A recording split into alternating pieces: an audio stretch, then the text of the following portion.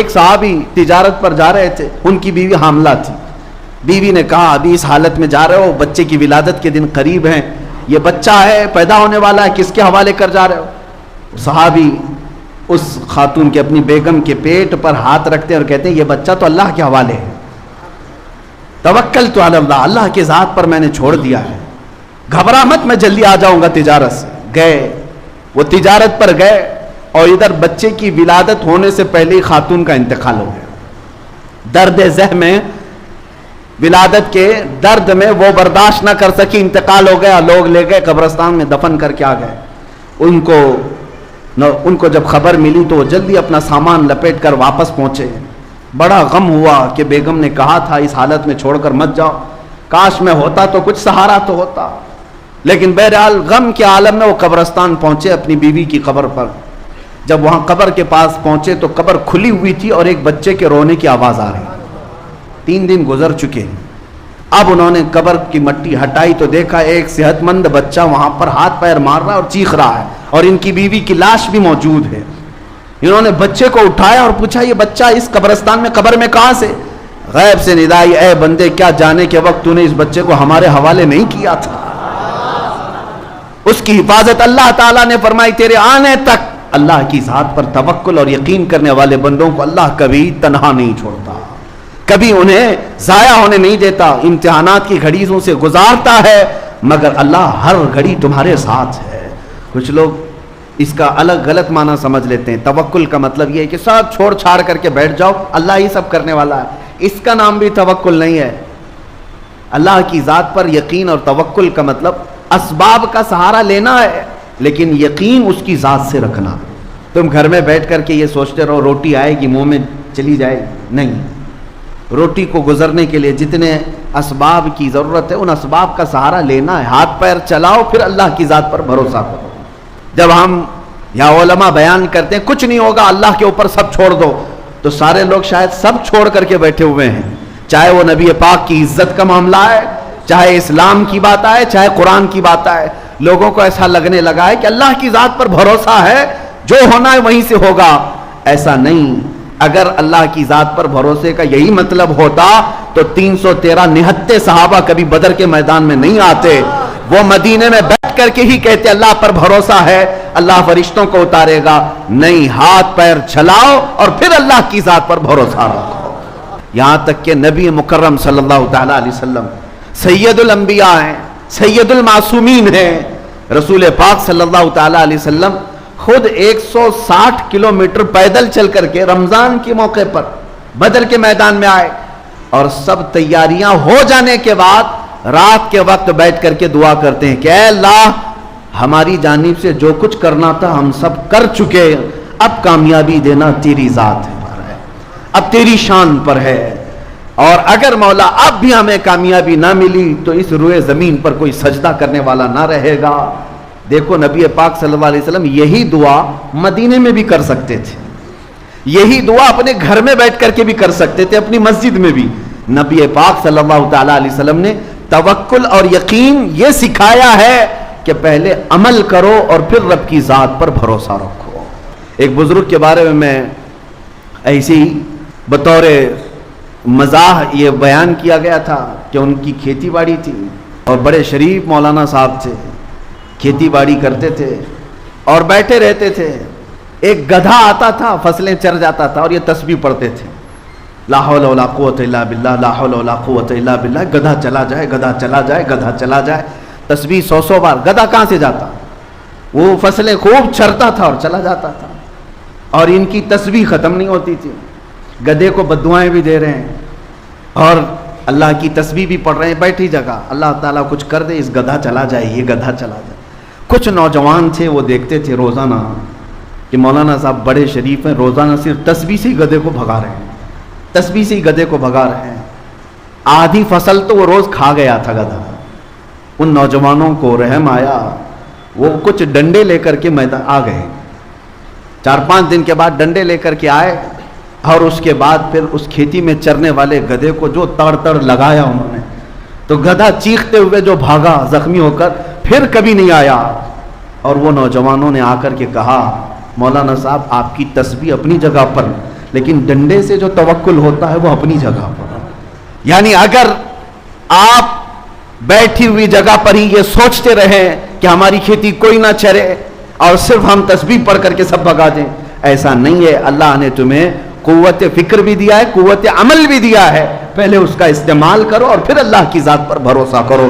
ان نوجوانوں سے بھی میں کہتا ہوں جو گھر میں بیٹھ کر کے توکل کر رہے ہوں یا توکل کا غلط معنی اخذ کر رہے ہوں کہ ہمیں کیا ضرورت ہے، اللہ تبارک و تعالیٰ کی ذات پر بھروسہ ہے. رزاق وہی ہے، رزق دے گا.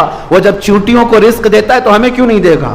یقیناً تم اشرف المخلوقات ہو، تمہیں بھی رزق دے گا، لیکن حکم اس کا یہ ہے کہ تلاش کے لیے نکلو، تلاش کے لیے نکلو. ایک جگہ بیٹھ کر کے انتظار کرنا یہ نہیں ہے توکل. ایک دن حضرت فاطمہ کے گھر گئے، حسنین کریمین چھوٹے تھے، بھوکے تھے، رو رہے تھے. حضرت فاطمہ سے پوچھا کیوں رو رہے ہیں بچے؟ کہا بھوک کی وجہ سے رو رہے ہیں، گھر میں کوئی چیز نہیں ہے، فاقہ ہے.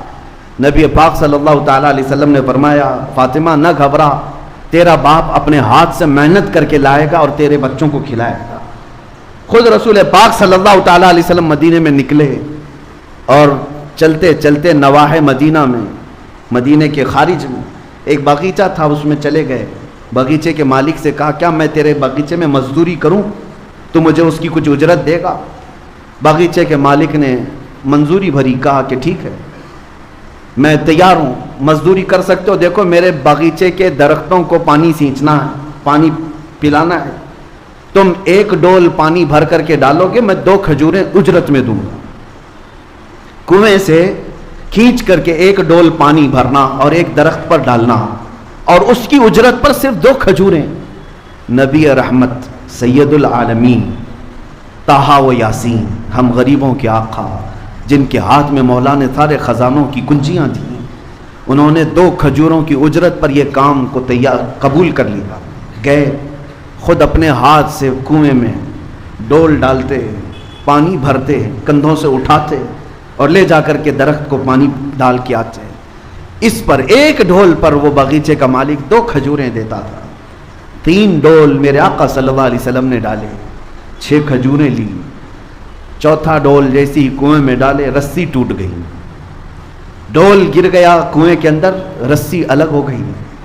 اس بات پر وہ باغیچے کا مالک اتنا غصے میں آیا کہ ہاتھ اٹھا کر حضور پاک صلی اللہ علیہ وسلم کو لگا دیا. کہا تمہیں کام کا طریقہ نہیں معلوم؟ اللہ کے حبیب صلی اللہ علیہ وسلم نے اس وقت تک یہ نہیں فرمایا کہ انا حبیب اللہ، میں اللہ کا حبیب ہوں، یہ نہیں فرمایا، بلکہ نبی پاک صلی اللہ تعالیٰ علیہ وسلم عمل کے میدان میں رزق حلال کے لیے رسی کھینچتے رہے اور اس سے کہتے ہاں یہ مجھ سے رسی ٹوٹ گئی، میں کوشش کرتا ہوں بنا کر کے دے دوں. کسی طرح سے اس کی رسی بنا کر کے دیا اور 6 کھجوریں لے کر واپس لوٹ آئے. اپنے گھر آئے، سیدہ زہرا کے گھر بچے رو رہے تھے، 6 کھجوریں خوشی خوشی لا کر کے کھلایا. اس چیز کا کوئی غم نہیں کہ میں مزدوری کر کے آیا، اس چیز کا کوئی غم نہیں کہ باغیچے کے مالک نے ہاتھ اٹھایا، نہیں، میرے گھر میں حلال 6 کھجوریں آئی. اور جب حسنین کریمین کو کھلائے، یہ نبی پاک صلی اللہ تعالیٰ علیہ وسلم کا عمل درس امت ہے، امت کے لیے درس ہے. اس باغیچے کے مالک کو حضور کے جاتے ہی اندر سے بے چینی اور بے قراری شروع ہوئی کہ اتنا حسین و جمیل نوجوان میرے پاس آیا اور کام کرتے کرتے اس سے اگر رسی ٹوٹ گئی تھی تو میں نے ہاتھ اٹھا دیا، غلط کیا. اور اس بے چینی میں موجود تھا، بے چینی میں کوئی صاحب وہاں سے گزر رہے تھے، ان سے روتے ہوئے اس باغیچے کے مالک کو پوچھا کیا بات ہے، بے قراری کس بات کی؟ اس نے کہا ایک ایسا مرد یہاں پر آیا تھا بڑا حسین و جمیل، اور اس نے رسی سے میرے باغیچے میں ڈول پانی بھر بھر کر کے سینچا، لیکن اس سے رسی ٹوٹ گئی تو میں نے ہاتھ اٹھایا، اس کے بعد سے مجھے بے چینی ہے. اس آنے والے نے پوچھا بتا تو صحیح ان کا حلیہ کیا تھا؟ حلیہ بتانے والے جو بتاتے تھے، اللہ اکبر، سنتے ہی ساننے والے ہیں، وہ صحابی رسول تھے، رو پڑے، کہا نادان تجھے پتہ نہیں وہ سید الانبیاء ہیں، وہ رسول خدا تھے جن پر تو نے ہاتھ اٹھایا. وہ نہیں جانتا تھا، وہ پہچانتا نہیں تھا. اس نے کہا اتنی بڑی شخصیت پر میں نے ہاتھ اٹھایا تو اس ہاتھ کی ضرورت نہیں، تلوار لیا اور اپنے ہاتھ کو مونڈھے سے کاٹ دیا. کہا مجھے اس ہاتھ کی ضرورت نہیں. عزیزان گرامی وقار حضرت شہاب الدین قلیوبی رحمۃ اللہ علیہ نے اس کو لکھا ہے.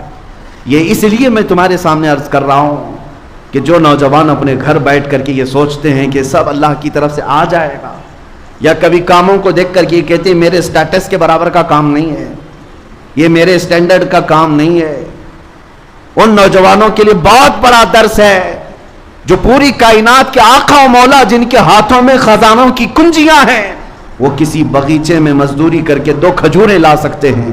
اے نوجوانوں, حلال کام کو کبھی ہلکا مت سمجھنا. آج بھی مدینہ طیبہ میں زیارتوں پر جاؤ تو ایک باغیچہ وہاں آج بھی موجود ہے جس کی زیارت لوگ کرواتے ہیں. وہ ایک یہودی کا باغیچہ تھا جس میں دن بھر مولا علی کرم اللہ وجہہ الکریم مزدوری کیا کرتے تھے, اور پھر وہاں سے بھی 2 درہم یا 3 درہم اس زمانے کے اجرت پر گھر لے کر کے آتے تھے. وہ شیر خدا, فاتح خیبر, اسد اللہ الغالب, اگر مزدوری کر کے باغیچے میں گھر چلاتے ہیں تو آج کے نوجوانوں کو کیا ہے؟ اس لیے میرے عزیزو, توکل کا مطلب یہ ہے کہ عمل کرو اور اللہ کی ذات پر یقین رکھو, اور اس بھروسے کا فائدہ اتنا بڑا ہے, اتنا بڑا. آج جو لوگ تذبذب کے شکار ہیں, کل کیا ہوگا, پرسوں کیا ہوگا, کچھ نہیں ہوگا. اگر تمہارا عمل بالکل اللہ اور اس کے رسول کی فرمان کے مطابق ہے تب پھر اللہ کے حوالے کر دو سارے کام. اب جیسے کچھ لوگوں کو گھروں میں بڑے ٹینشن ہیں, بڑے مسائل ہیں, روز ہمارے پاس یہ مسائل آتے رہتے ہیں. گھر میں برکت ختم ہو گئی ہے, اس کو دکھایا اس کو دکھایا تو بتاتے ہیں کہ کھڑکی یہاں نہیں ہونا چاہیے تھا, واستو پرکار سے گھر نہیں بنا ہے. ہاں, پورا کچن توڑ کر کے بنانا ہے, ٹوائلٹ اٹھا کر اتر رکھنا ہے. میں کہتا ہوں تم اپنے گھر میں 1000 کھڑکیاں کھول لو, برکت ہوا سے نہیں آتی, برکت موسم سے نہیں آتی. اللہ قرآن میں فرماتا ہے ما یفتح اللہ للناس من رحمت فلا ممسک لها, اللہ جس کے لیے اپنی رحمت کھول دے اسے کوئی بند نہیں کر سکتا. وما یمسک فلا مرسل له, اور اللہ جس کے لیے بند کر دے کوئی اس کا دروازہ کھول نہیں سکتا. اللہ رب العزت قادر مطلق ہے, تمہاری کھڑکیاں ادھر ادھر ہونے سے نہیں, تم اپنا عمل صحیح کر لو گھر کے اندر. اور اس کے بعد میرا چیلنج ہے, کوئی کھڑکی بھی نہ ہو, دروازہ بھی نہ ہو. حدیث پاک میں ہے اللہ پر بھروسہ کرنے والا 70 دروازوں کے اندر بھی بیٹھے, مولا اسے پتھر سے بھی رزق عطا فرمائے, پتھر سے بھی اس کے لیے رزق کھول دے گا. اور یہ بھی حدیث پاک میں ہے اگر کوئی بندہ اللہ کی ذات پر بھروسہ کر کے اپنے آپ کو چھپانا چاہتا ہے, حضور فرماتے 70 دروازوں کے اندر بھی ہوگا, مولا اس کی محبت پوری کائنات کے دلوں میں ڈالتا. یہ تمہارے ذریعے سے نہیں ہوتا, تمہارے توکل اور یقین سے. اللہ کی ذات پر یقین رکھو. یہ تمام چیزوں کے ذریعے نہ برکت آتی نہ برکت جاتی ہے, تمہارے اپنے عمل کی طرف توجہ کرو, تمہارے عمل کی طرف توجہ ضروری ہے. وہ صحابہ کیوں یقین رکھتے تھے جانتے ہیں؟ اس لیے کہ اللہ کی ذات پر انہیں یقین اس لیے تھا کہ اس کے ہر فرمان پر وہ عمل کی کوشش کرتے. انہیں دیکھو, چھوٹی یعنی 50 سال کے شراب کی عادت جن کو تھی, ایک فرمان رسول آیا مدینے میں, سارے لوگوں نے اپنے مٹکے توڑ دیے, اپنے پیالے توڑ دیے, جو منہ تک لگا چکے تھے وہ بھی پھینک دیے. نہیں, اب رسول اللہ کا فرمان آ گیا ہے. جب اس طرح کا عمل ہو اللہ اس کے رسول کے بعد پھر کچھ نہیں کرنا, پھر دیکھو اللہ کی ذات پر بھروسہ. قرآن کہتا ہے وَمَن يَتَوَكَّلْ عَلَى اللَّهِ فَهُوَ حَسْبُهُ, جو اللہ پر بھروسہ کرے اللہ اس کے لیے کافی ہے, اللہ اس کے لیے کافی ہے. وہ کہاں سے کیسے حفاظت کرتا ہے پھر دیکھنا تم. صدیق اکبر رضی اللہ تعالیٰ عنہ فرماتے ہیں غار ثور میں جب نبی پاک صلی اللہ علیہ وسلم کے ساتھ وہ موجود تھے 3 دن تک, کفار مکہ یہاں تک پہنچ گئے تھے. حضرت ابوبکر کہتے ہیں میں آسانی سے ان کی گردنیں دیکھ رہا تھا, وہ سب غار کے قریب آ گئے تھے. اگر وہ اپنے پیروں کو اٹھا دیتے, پنجوں کے بل کھڑے ہو جاتے تو ہم دونوں انہیں نظر آ جاتے, کافروں کو نظر آ جاتے. اتنے قریب تک آ گئے. تب حضرت ابوبکر صدیق کہتے ہیں مجھے گھبراہٹ ہوئی, بے چینی ہوئی کہ اگر یہ پنجوں کے بل کھڑے ہو کر کے دیکھ لیں غار میں ہم نظر آ جائیں گے. نبی پاک صلی اللہ تعالیٰ علیہ وسلم سے اس وقت انہوں نے کہا تھا اب کیا ہوگا یا رسول اللہ. تب میرے آقا صلی اللہ علیہ وسلم نے جو جملہ فرمایا اس کو قرآن میں بھی ارشاد فرمایا. مولا کہتے ہیں میرے آقا لا تحزن ان اللہ معنا, ابو بکر گھبرا مت, اللہ ہمارے ساتھ ہے. یہ جملہ ایسا ہے جو پوری زندگی گزارنے کے لیے کافی ہے. بے شک اللہ ہمارے ساتھ ہے. حضرت ابو بکر صدیق فرماتے ہیں پوری زندگی بھر اس جملے کی وجہ سے مجھے کبھی کسی طاقت سے خوف نہیں آیا, کبھی کسی طاقت سے خوف نہیں آیا. وہ زمانہ بھی یاد کریں جب آپ خلافت پر فائز تھے, ایک ہی ساتھ 3 محاذ پر لڑ رہے تھے. حضرت اسامہ بن زید کا لشکر بھی روانہ کر رہے ہیں, جو زکوٰۃ کے منکرین تھے ان سے بھی لڑ رہے ہیں, مسیلمہ کذاب جو نبوت کا جھوٹا دعویٰ کیا اس سے بھی لڑ رہے ہیں. ایک ہی موسم میں پورا مدینہ خالی ہے. حضرت عمر آ کر کے کہنے لگے حضرت ابو بکر سے کہ صدیق اکبر ایک ایک کام اسٹیپ بائی اسٹیپ کرتے ہیں یہاں, ورنہ مدینے میں کیا ہو جائے گا. حضرت ابو بکر صدیق رضی اللہ تعالیٰ عنہ فرماتے ہیں اللہ تبارک و تعالیٰ نے جو مجھے طاقت دی ہے میں اپنی عمر کے کم حصے میں ہر کام کو مکمل کرنے کے لیے اس وقت تک اترا رہوں گا چاہے مدینے والوں کے رانوں کی چمڑیاں بھی اتر جائیں. یہ توکل یقین تھا کہ اللہ تبارک و تعالیٰ میری مدد فرمائے گا. حضرت عمر کہتے ہیں اس دن مجھے اندازہ ہو گیا کہ حضرت ابو بکر کے سینے کو اللہ نے کتنا مضبوط کیا. یہی ایمان ہے میرے عزیزو, یہی توکل ہے. آپ نے دیکھا ہوگا میں سورہ بقرہ کی تفسیر برسوں سے کرتا ہے, آپ کو بھی پتہ ہے یہاں پر تفسیر بھی ہوئی. سورہ بقرہ گائے کا نام ہے نا, بقرہ گائے کو کہتے ہیں اور اس سورہ کا نام ہی گائے ہے. واقعہ جو پیش آیا تھا بنی اسرائیل میں ایک آدمی مالدار آدمی قتل ہو گیا تھا اور قاتل کو ڈھونڈنا تھا کون مرڈر کیا ہے. حضرت موسیٰ علیہ السلام کے پاس قوم آئی, کہا کہ اس کا قاتل کون ہے معلوم کیجئے. اللہ سے انہوں نے دعا کی تو اللہ نے فرمایا ایک گائے ذبح کرنے کے لیے کہو. کیسی گائے چاہیے تھی؟ ایسی گائے جو کسی نے پالا نہ ہو, ایسی گائے جو دیکھنے میں پیلے رنگ کی ہو, آنکھوں پر بھا جاتی ہو, خوبصورت ہو, نہ کبھی کسی کھیتی میں کام کی ہو. اس طرح کی گائے اللہ نے قرآن میں فرمایا وہ ذبح کریں اور اس کی پونچھ لے کر کے وہ مرے ہوئے آدمی کو ماریں, وہ خود زندہ ہوگا, بتائے گا اسے کون قتل کیا. یہ اللہ کا امتحان بھی تھا. ایک آدمی قتل ہوا ہے اس کو جانچنے کے لیے گائے کا کیا تعلق ہے. یہاں پر بھی میرے عزیزو یہ تعلق ڈھونڈنا تمہارے اور ہمارے کاموں میں ہو سکتا ہے, اللہ کے کاموں میں نہیں. تم یہ نہ پوچھو کہ اس کام کا اس سے کیا تعلق. بہرحال میں واقعہ شارٹ میں بتا رہا ہوں, یہ گائے ان کو کہاں ملنی تھی, ڈھونڈنا تھا. اتفاق ایسا اسی زمانے میں ایک نیک آدمی, اس کا ایک چھوٹا بیٹا تھا, بیوی تھی, گھر چھوٹا سا تھا, چھوٹی سی فیملی, لیکن وہ بندہ بڑا پرہیزگار. اچانک بیمار ہوا. اس کے گھر میں کوئی چیز نہیں تھی سوائے ایک گائے کے بچیا. ایک گائے کی بچیا تھی, چھوٹی سی تھی.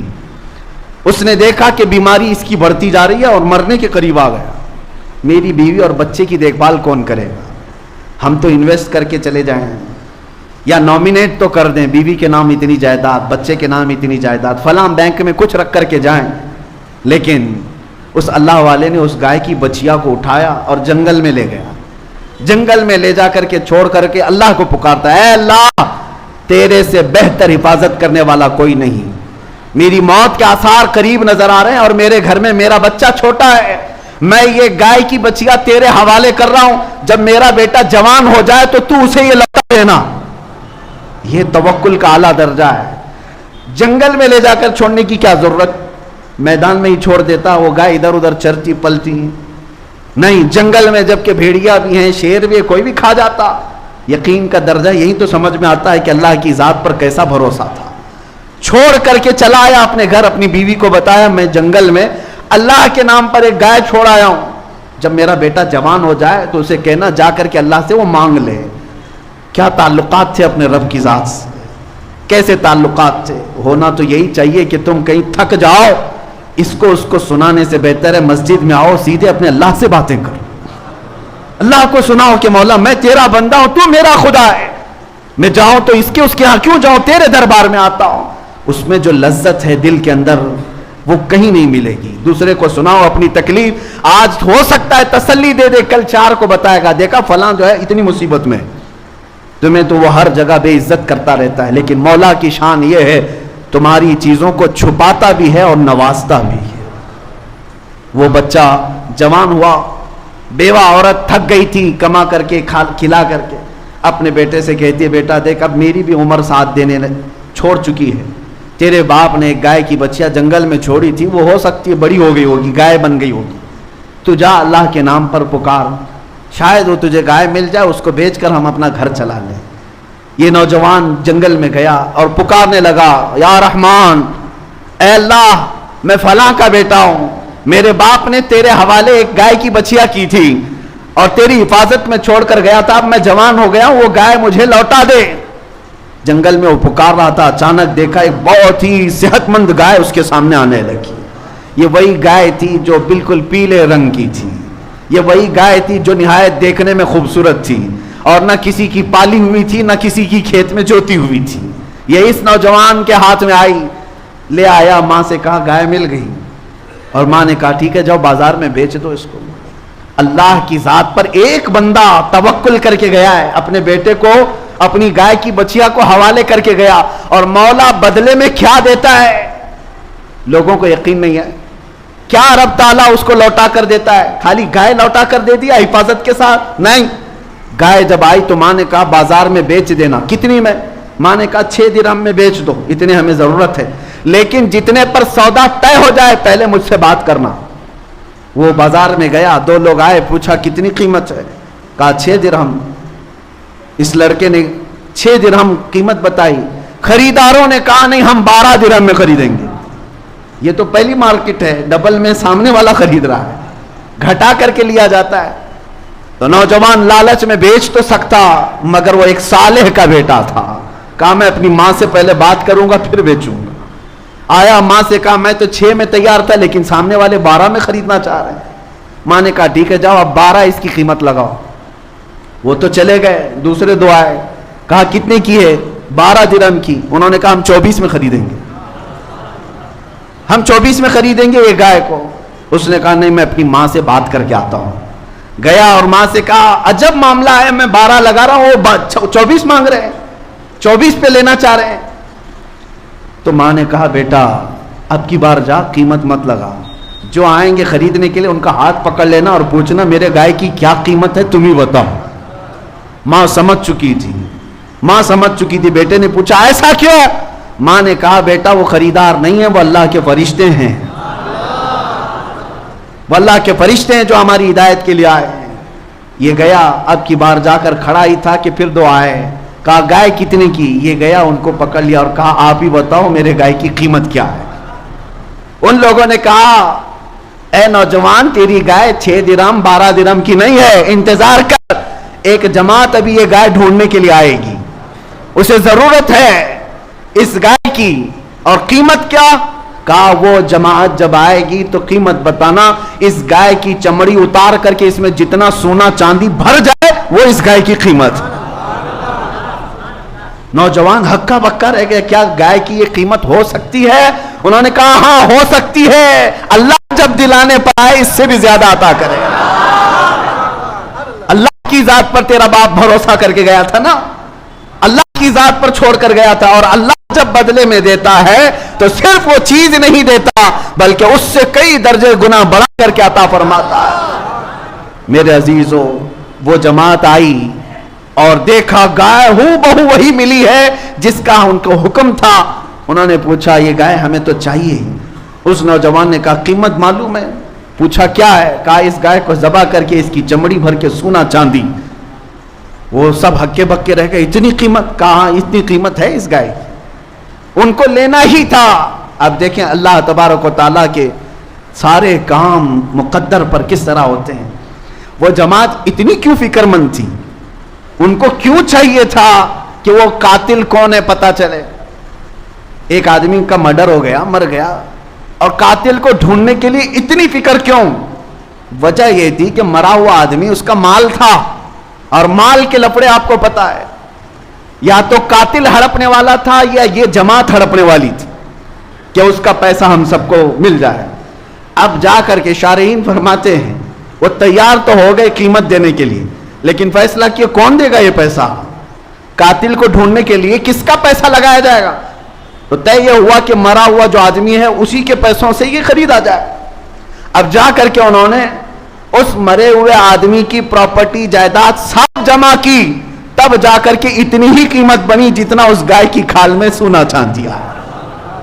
لالچ کرنے والوں کو ان کا انجام، یعنی وہ قاتل، یہ انہوں نے قیمت دے دی، گائے خرید لی، ذبح کر کے پونچھ ماری، اور وہ یقیناً زندہ ہوا مرا ہوا آدمی، اور اٹھا اور اس نے کہا میرا چچیرا بھائی مجھے مارا تھا، وہ قاتل ہے، وہ بھی گرفتار ہوا، مال بھی گیا اور وہ خالی ہاتھ رہے، لیکن اللہ کی ذات پر ایک صالح بندہ جو توکل کر کے گیا تھا، جنگل میں بچیا چھوڑ گیا تھا، مولا کریم نے بچیا تو اس کو واپس دلائی، لیکن ظالموں کو ان کے کام کے انجام تک پہنچا کر صالحین کے گھر کو اللہ تعالیٰ آباد بھی فرماتا ہے۔ اسی لیے حدیث پاک میں اگر تمہارا باپ اللہ کی ذات پر توکل کرتا ہے تو 7 نسلوں تک اللہ اس کا فائدہ پہنچاتا ہے۔ صالحین اگر گھر میں ہو 7 پشتوں تک اس کا فائدہ ہوتا ہے۔ قرآن میں اللہ فرماتا ہے کان حقا علینا نصر المؤمنین، ہم نے اپنے اوپر لازم کر لیا ہے کہ ایمان والوں کی مدد کریں گے، ایمان والوں کی مدد کریں گے۔ تمہیں کس قدر یہاں پر فراوانی ہے، تم نے کبھی اندازہ کیا؟ اس رحمان کے جلوے تم نے دیکھے اس کائنات کے اندر؟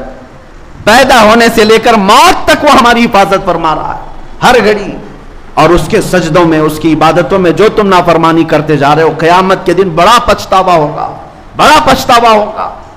بلکہ بعض بندوں کا حال یہ ہے قیامت کے دن وہ یہ کہیں گے شاید ہماری زندگی میں کوئی سکھ نہ ملتا، صرف دکھ میں ہی گزار رکھتے، تب بھی مولا اچھا ہوتا کہ تیری یاد میں تو رہتے۔ آج جو یاد نہیں کیے تھے دنیا میں وہ پچھتا رہے ہوتے ہیں قیامت کے دن، اللہ کو یاد نہیں کیے تھے وہ پچھتا رہے ہوتے ہیں، میرے پاس خالی وقت تھا میں یاد نہیں کیا، میرے پاس ٹائم تھا میں سجدہ نہیں کیا اس کی بارگاہ میں۔ قیامت کے دن سجدوں والوں کو دیکھ دیکھ کر کے تم رشک کر رہے ہوں گے، اللہ اللہ کرنے والے بندوں کو دیکھ کر تم رشک کر رہے ہوں گے، بلکہ قرآن میں ہے تم پوچھو گے کہ اے اللہ ایک ساتھ کے لیے ہمیں لوٹا دے، نورد ونعمل، ہم عمل کر کے آئیں گے، 1 منٹ کے لیے تو ہمیں دنیا میں لوٹا دے، ہم عمل کر کے آئیں گے، تجھے راضی کر کے آئیں گے۔ رب تعالیٰ فرماتا ہے کہ نہیں، وقت مکمل ہو چکا، تم دارالعمل سے آ چکے ہو، آج تمہارے سامنے میں یہ باتیں صرف تمہیں بیدار کرنے کے لیے کہہ رہا ہوں۔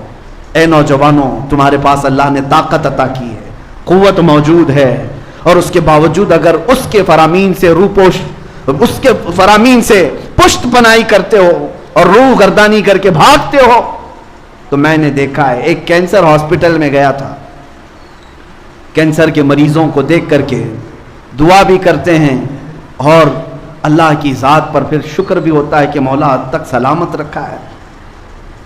اس بندے کے پیچھے گردن کے پاس کوئی پھوڑی ہے، سر اٹھاؤ تو پیپ بہنے لگ جائے، کئی دنوں سے نہ موت آتی ہے نہ علاج مکمل ہوتا ہے، اس پھوڑی کی بیماری میں بڑی تکلیف میں۔ لیکن ایک جملہ مجھے یاد آتا ہے، اس آدمی کا جب عیادت کے لیے گئے تھے تو کہا کہ مولانا اتنی دعا کر دیجئے کہ میرا سر اٹھے اور ایک بار سجدہ کر لے، مجھے سجدہ کرنے کی بھی طاقت نہیں رہ گئی۔ میرے عزیز تو اس کی خواہش ہے، لیکن میں نے محسوس کیا کہ جن کے سر اللہ نے سلامت رکھے، نہ کوئی پھوڑی نہ کوئی زخم، اور سر اکڑائے ہوئے دنیا میں گھوم رہے ہیں، کل کو اگر تمہیں کوئی چیز ہو جائے ترستے رہ جاؤ گے کہ مجھے سجدہ کرنے کی طاقت بھی نہیں رہ گئی، ترستے رہ جاؤ گے۔ تمہیں اندازہ نہیں ہے میرے عزیز ہو، کچھ لوگوں کو ہم نے بستر پر دیکھا ہے زبان بھی ہلنا بند ہو چکی ہوتی، زبان بھی نہیں ہل پاتی، اور ان کی شدت سے یہ خواہش ہوتی ہے زبان ہلے تو اللہ اللہ کروں، اس کے علاوہ کوئی ہے ہی نہیں ذات جو ہمیں ان تمام چیزوں سے نجات دے دے۔ اسی لیے کہا بزرگوں نے حاسبوا قبل ان تحاسبوا، اپنا حساب خود کر لو اس سے پہلے کہ تمہارا حساب شروع ہو جائے۔ اور بزرگوں نے یہ فرمایا آج پوری زندگی بھر مولا اینی ٹائم راضی ہے، اینی ٹائم کہ تو بندہ آ کر مجھ سے صلح کر لے، بندہ آ کر مجھ سے صلح کر لے، لیکن بندہ اکڑتا ہے، اسے صلح نہیں کرنا ہے۔ حضرت بہلول دانا کے متعلق یہی تو کہا گیا کہ وہ ایک چوک پر بازار میں بیٹھے ہوئے تھے، خلیفہ کا گزر ہو رہا تھا، پوچھا کیوں بیٹھے ہو بابا؟ کہا بندے مولا سے روٹھے ہوئے ہیں، ان کو راضی کر رہا ہوں، آ جاؤ، اللہ راضی ہے، جلدی آ جاؤ، کوئی میری بات نہیں سنتا۔ ایک دن قبرستان میں بیٹھے ہوئے تھے، خلیفہ نے پوچھا یہاں کیا کر رہے ہو؟ کہا بندے تو مان گئے مگر وہ نہیں مانتا، مرنے کے بعد تو ہر کوئی مان رہا ہے، اب رب تبارک و تعالیٰ کو منانے لگا ہوں۔ تمہارے پاس ابھی بہت غنیمت کا وقت موجود ہے، موت سے پہلے بہت غنیمت کا وقت موجود ہے۔ میرے آقا صلی اللہ علیہ وسلم کی ایک حدیث ہے، اللہ کے حبیب صلی اللہ تعالیٰ علیہ وسلم ارشاد فرماتے ہیں 5 چیزیں آنے سے پہلے غنیمت جانو. کون سی؟ اللہ کے حبیب صلی اللہ علیہ وسلم فرماتے ہیں شبابک قبل حرمک، اپنی جوانی کو غنیمت جانو بڑھاپا آنے سے پہلے. جوانی ہے آج، بڑھاپا آنے سے پہلے اس کو غنیمت جانو، عمل کر لو. دوسری چیز میرے آقا صلی اللہ علیہ وسلم فرماتے ہیں اپنی صحت کو غنیمت جانو بیمار ہونے سے پہلے. بیماری میں پھر تم کچھ نہیں کر پاؤ گے، صحت کو غنیمت جانو. اور تیسری چیز میرے آقا فرماتے ہیں اپنی مالداری، آج کشادگی ہے، اس کو غنیمت جانو محتاج ہونے سے پہلے. فقیر ہو جاؤ گے اس کے بعد کچھ نہیں کر سکو گے. چوتھی چیز میرے آقا فرماتے ہیں آج ہو سکتا ہے فراغک قبل شغلک، یعنی تم فارغ الحال ہو. آج ان نوجوانوں سے کہتا ہوں ابھی ان کے اوپر کوئی ذمہ داریاں نہیں آئی، تمہارے مشغول ہونے سے پہلے اپنے فارغ وقت کو غنیمت جانو. اس میں بہت کچھ کر سکتے ہو، بعد میں پھر تنگیاں آئیں گی. ہم محسوس کرتے ہیں ذمہ داریاں کیسے بڑھتی چلی جاتی ہیں اور اس کے بعد وقت کیسے ختم ہو جاتا ہے. نوجوانوں کو احساس نہیں ہوتا ان کے پاس کتنا وقت باقی ہے، نہ بیوی کا نہ بچوں کا، کسی کا نہیں ہے، چھوٹے موٹے کام ہیں، لیکن اس کو یہ انجوائمنٹ میں گزار رہے ہیں. رات بھر گیم کھیلتے ہوئے، رات بھر انٹرنیٹ سرچ کرتے ہوئے تم اپنے فارغ وقت کو برباد کر رہے ہو. جب تم مشغول ہو جاؤ گے یہ دن یاد کرو گے وہ دن اچھے تھے. غنیمت جانو. 5ویں چیز جو سب سے بڑی ہے، زندگی کو غنیمت جانو موت آنے سے پہلے. ہو سکتا ہے بیماری میں کچھ کام کر لے جاؤ گے، بڑھاپے میں کچھ کام، لیکن موت آنے کے بعد تو کچھ نہیں ہو سکتا. سارے اعمال منقطع کر دیے جائیں گے، سب ختم ہو جائے گا. عزیزان گرامی وقار، اللہ تبارک و تعالیٰ نے جو تمہارے پاس وقت عطا کیا ہے اس وقت کا استعمال کرو، یوٹیلائز کرو اس کو، اور اس کو برباد نہ کرو. اگر ہم سے خطائیں ہوئی ہیں سب چھوڑ کر کے آؤ، وہ رحمان کے دروازے ابھی کھلے ہیں. اس کا توکل کا دروازہ بہت بڑا ہے. وَمَن يَتَوَكَّلْ عَلَى اللَّهِ فَهُوَ حَسْبُهُ، جو اللہ پر بھروسہ کر لے اللہ اس کے لیے کافی ہے. قرآن کہتا ہے فَإِن تَوَلَّوْا فَقُلْ حسبی اللہ، اگر لوگ منہ پھیر لیں اے رسول آپ کہہ دیں اللہ میرے لیے کافی ہے. قرآن میں اللہ نے سکھایا حسبنا اللہ ونعم الوکیل نعم المولا ونعم النصیر. جن لوگوں نے کہا اللہ ہمارے لیے کافی ہے، کیا ہی بہترین مددگار ہے، کیا ہی بہترین وکیل ہے. اللہ فرماتا ہے اللہ ان کی ہر بری چیز کو اچھائی میں بدل دے گا، ان کی ہر تکلیف کو اللہ تعالیٰ آسانی میں تبدیل کر دے گا. اور رب تعالیٰ کی بارگاہ میں دعا کرتا ہوں مولا کریم ہماری ٹوٹی بکھری ہوئی زندگیوں کو اچھائیوں میں تبدیل فرما دے، ہمارے سیئات کو حسنات میں تبدیل فرما دے. ہم نے اپنے پیروں پر جو کلاڑیاں ماری ہیں اے قدیر و جبار خدا ان زخموں کو تو سی دے. اے اللہ ہمارے گناہوں کے دھبوں کو تو صاف کر دے. مولا ہم سے اور ہماری خطاؤں سے اتنی دوری پیدا کر جتنا مشرق و مغرب کے درمیان دوریاں ہیں. اے کریم خدا ارحم الراحمین، جب تو اپنے بندوں کو دھلنے پر آئے تو جنت کے غسالے سے انہیں دھل دیا کرتا ہے. اے کریم خدا جمعہ کے اس مقدس دن میں تیرے حبیب کے شہدائی تیرے دربار میں جو مانگ رہے ہیں وہ صرف اتنا کہ ہمیں پاکیزہ زندگی عطا فرما دے. اے اللہ تو اپنا خوف ہمارے سینوں میں عطا فرما. اے کریم خدا ہمیں ناجائز حرکتوں سے محفوظ کر دے. اے اللہ ان سب کے قدموں کو سنبھال لے. اے رب ذوالجلال جو نشہ میں پڑے ہوئے ان کو آزادی دے دے، جو بے حیائی میں پڑے ان کو آزادی عطا کر دے. یا ارحم الراحمین یا ارحم الراحمین یا ارحم الراحمین اغفر ذنوبنا فانك غفار الذنوب. وصلی اللہ تعالی علی خیر خلقہ محمد وآلہ واصحابہ اجمعین برحمتک یا ارحم الراحمین.